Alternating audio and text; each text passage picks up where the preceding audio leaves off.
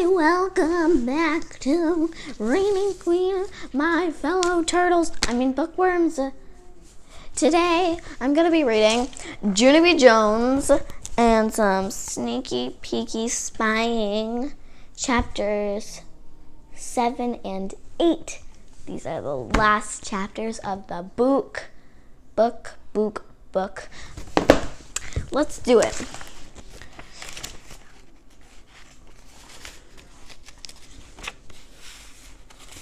Chapter 7, Sour Grapes.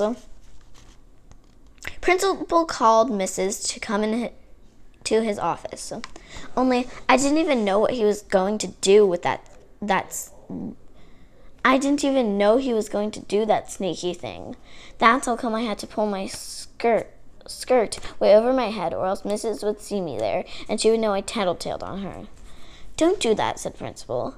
Yeah, only I'm allowed, I said from underneath my skirt, 'cause I have on new red tights and also boxer shorts. After that, Principal went out of his office, and I heard my teacher's voice outside the door. Then I quick got down from my big wood chair, and I headed under Principal's giant desk, 'cause I was scared of what was going to happen, that's why. I stayed quiet for lots of minutes. Then I heard feet coming back in the office, so I made my breath very quiet. Junie B. Jones, said Principal. She might be hiding, said Mrs. She's good at that, you know. And so then I had to think of something very quick, or else they might come looking for me, I think. Yeah, only Junie B. Jones isn't hiding, I said in a scare. Yeah, only Junie B. Jones isn't hiding, I said in a scary voice. Junie B. Jones had to go home. Only don't call her mother, or else she will get mad at you and crack your head open. After that, feet walked real fast around the desk. It was Principal. Come out of there right now, young lady, he said. I peeked my eyes at him. Shoot, I said very quiet. Then I had to sit in the big wood chair again, and Mrs. sat down next to me. Except for I didn't look at her, or else she might be making a fist at me. Good afternoon, Junie B., she said in a nice voice. I did a gulp. I think you and I need to have a little talk, she said. Then my eyes got a teeny bit of wet in them, 'cause a little talk means I'm going to get yelled at. Yeah, only I tried not to tattletale on you, I said very quick, 'cause I didn't want you to go to jail for stealing grapes. And so I kept it a secret inside my head, and I didn't talk, and Grandma Miller thought a dead cat caught my tongue. Only today, Lucille said my head was going to blow, and so that's how come I run to the nurse for a Band-Aid, and she took me to Principal, and then my secret accidentally slipped out of my lips. Mrs. dried my eyes with a tissue. It's okay, Junie B., she said. I'm not angry at you. I just need to know what you saw me do at the grocery store. Can you tell me what you saw? Then she said the word exactly. I made my voice very whispery. I exactly saw you eat grapes, I told her, except for you didn't pay the store man for them. You just put them in your mouth and ate them, and that is called a word of stealing, I think. After that, I hid my head under my skirt again. You don't have to hide, Junie B., said Mrs. I'm the one who should be hiding. I'm the one who took the grapes. I peeked my eyes over my skirt at her. Then Mrs. did a little smile. Then she explained all about what happened. 2 weeks ago, I bought some grapes at the grocery store, she said. But when I got them home, I discovered they were so sour, no one in the family would eat them. So this week, when my husband and I went back to the store, I thought I'd be smart and taste a couple of grapes before I raised my eyebrows. Is that the rules? I asked very quiet. Mrs. shook her head. No, she said, that's not the rules. I should have told the grocery man about the sour grapes, and then I should have asked him if I could sample one or two, but I didn't do that, and it was right of you to worry when you saw me eating them without paying for them. It was? I asked again. Mrs. smiled again. Of course it was, she said. It shows you know right from wrong. It also shows that teachers make mistakes just like everybody else. Teachers aren't perfect, Junie. No one is perfect. After that, I felt relief in me. 'Cause of no more secret, that's why. Yeah, and guess what else I saw? I said, very happy. I saw you and your strange man do a big smoochy kiss, and it was right in front of the whole entire everybody. Only you didn't even know I was spying on you, 'cause I'm not actually allowed to do that sneaky thing. Only my mother never even find it out. I smiled, very proud of myself, except for Mrs. didn't smile back, and Principal didn't smile back too. 'Cause guess why? Another secret just slipped out. That's why. Yeesh, okay. Time for the last chapter, which is chapter, drum roll please, 8. Grandparents' Day. Mrs. went back to room 9. That's because the bell rang to start kindergarten, of course.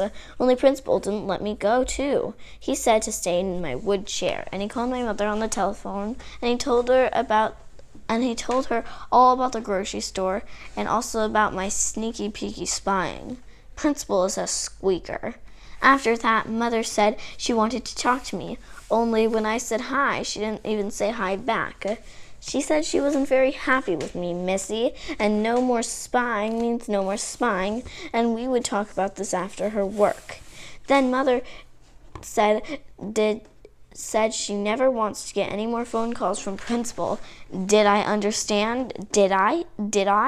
I looked at Principal. Mother says not to call her anymore, I told him. Then Mother did a loud groan in the phone, except I don't know why.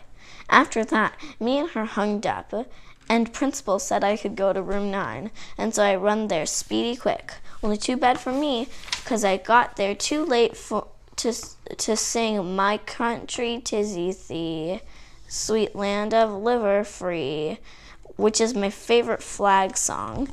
And so I just had to sit down at my table, and that's all. I showed Lucille my Band-Aid. See, my head's not blowed up, I said, very happy. Too bad, said a mean boy named Jim. I made a fist at him. Then me and him got into a scuffle. Scuffle is the school word for I accidentally tore his shirt. Only guess what? I didn't even get in trouble, 'cause just then the grandparents came to room 9 for Grandparents' Day. Hey, there's mine, I hollered, very excited. Mine is the grandpa with the baldy hat. Mine too, said the girl named Charlotte. Mine too, said my boyfriend named Ricardo. Then a grandma with blonde hair came in, and she had on long red fingernails and dangling earrings with jewels on them. That's my Nana, said Lucille. I smiled at her. Your Nana looks like money bags, Lucille, I said. After that, another grandma came in, and she runned over to that Jim I hate, and she tried to hug him very tight. Only that mean Jim just kept on standing there, and he didn't even hug her back. I tapped on you. I will hug you, I said. I tapped on her. I will hug you, I said. And so then me and her hugged real tight. I hate your grand boy, I said, very sweet. Just then Mrs. clapped her loud hands together, and she made the grandparents sit down in the back of the room. Then the children talked all about what we do in room 9. It is fun here, said my bestest friend named Grace. We learn to count and to read and to wash our hands after we go to the bathroom. And we learn recess and snacks and art, said Ricardo. Art is my favorite, I called out, only my art didn't get hanged up 'cause I painted a horse and its head turned out like a fat wiener sausage, and so I had to tear it up and stomp on it with my shoes. Then that mean Jim did a cuckoo sign at me. And it was right in front of the whole entire grandparents. Yet only everybody makes mistakes, I said. Right, Mrs. Right, 'cause on Saturday you kissed a strange man at the grocery store, and then you stole a bunch of grapes, and so even teachers make mistakes, right? Mrs. face went funny. Then her skin turned the color of reddish, and her voice couldn't say any words. How come you're not talking, missus? I hollered out. Does the dead cat got your tongue? Just then, Grandma Miller made a loud laugh in the back of the room. Then I heard my grandpa laugh too, and pretty soon lots of other grandparents were laughing and laughing.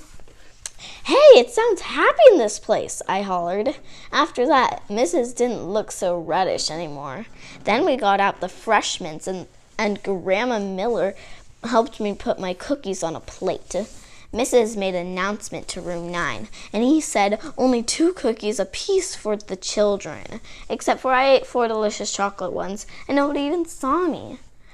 Only that's not called stealing, that's called extras. After the fresh mints, the grandparents had to go home to their houses, and so I hugged my grandma and grandpa very much. And then I hugged that mean Jim's grandma too, and also Lucille's money bags Nana. Love your earrings, I said. Then Mrs. saw me being very polite, and she smiled very nice to me. Mrs. has white teeth.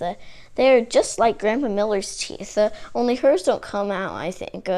Except I'm not for sure positive. And so guess what? I still wish I could hide in her hamper. That's what. So